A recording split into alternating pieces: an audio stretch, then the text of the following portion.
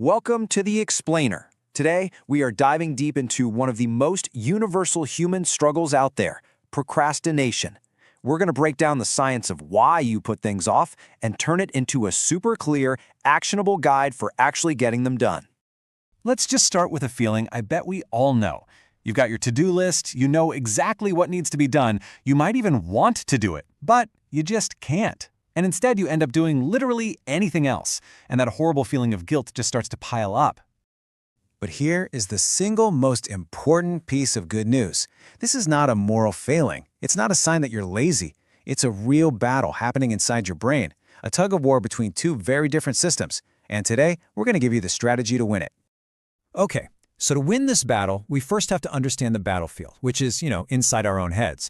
So who are these two contenders fighting for control of your attention? So the core conflict is between two key parts of your brain.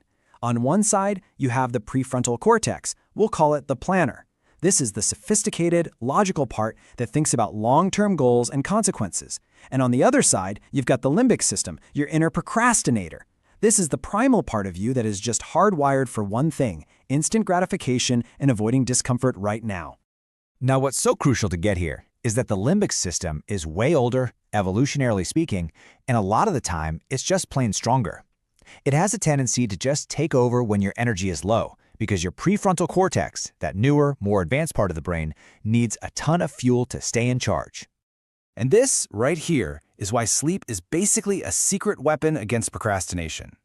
Studies have shown that just one bad night's sleep can cause your productivity to plummet by nearly a third. When you're tired, your logical planner, it just doesn't stand a chance against that instant gratification monster. So, how do we get our inner planner motivated to fight back and actually win? Well, we need to understand its currency, what it really craves. This might sound a little cynical, but it is a fundamental truth about how we work. Your brain isn't primarily wired for things like responsibility or abstract goals. It is, first and foremost, a reward-seeking machine, and its absolute favorite reward is a powerful little chemical called dopamine. But here's a super common misconception we have to clear up. Dopamine isn't just about feeling pleasure. As researchers at UBC explain it, it's actually more like a learning signal.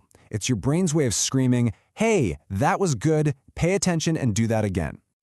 Okay, so this is the crucial part. This is how we can hack the system. Instead of facing down one massive, totally intimidating task with just a single, far-off reward at the end, we can break it into tiny, manageable pieces. And every single time you cross one of those little chunks off your list, you get a small but really satisfying hit of dopamine, which motivates you to tackle the next one.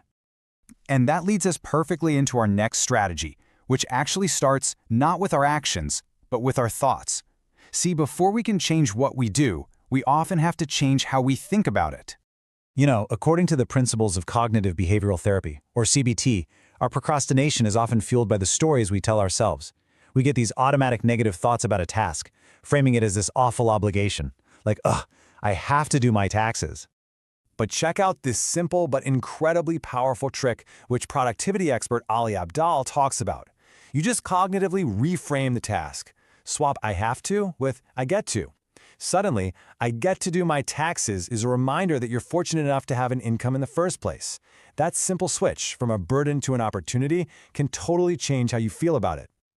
All right, so we've adjusted our mindset. Now it's time to build a system of habits, a real tactical toolkit that makes doing the right thing, the productive thing, almost automatic. And this is where the wisdom from the bestseller Atomic Habits is just so powerful. The big idea is to stop obsessing over these huge, ambitious goals. Instead, you focus on creating small, daily systems. It's not about one heroic effort. It's about the consistent, tiny actions that compound into incredible results over time.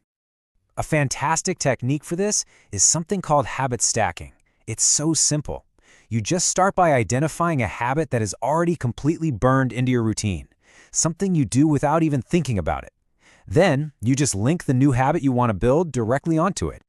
And the formula itself is incredibly effective because of its simplicity. For example, after I pour my morning coffee, I will meditate for 1 minute. See? You're not relying on willpower anymore. You're just using the momentum of a habit you already have to launch a new one. And to make starting even easier, like impossibly easy, you combine this with the 2-minute rule. You just shrink your new habit down until it's so small it feels ridiculous not to do it. Read for an hour becomes read one page. Go for a run becomes put on my running shoes. The whole goal is just to start. That's it. Okay, but what about all those one-off tasks that aren't really daily habits? For those, we can pull out a secret weapon, gamification. I mean, think about it. Video games are absolute masters of motivation. They use things like leveling up, earning rewards, tracking your progress, and going on epic quests to keep us completely hooked. Well, guess what? We can steal those exact same principles and apply them to our own real-world tasks. So instead of a boring old to-do list, reframe it as a daily quest log. All of a sudden, you're not just doing chores, you're embarking on an adventure. You're gonna go defeat the laundry monster and conquer the paperwork dungeon. This simple shift in language just makes everything feel more engaging and gives you that awesome sense of accomplishment, just like in a game.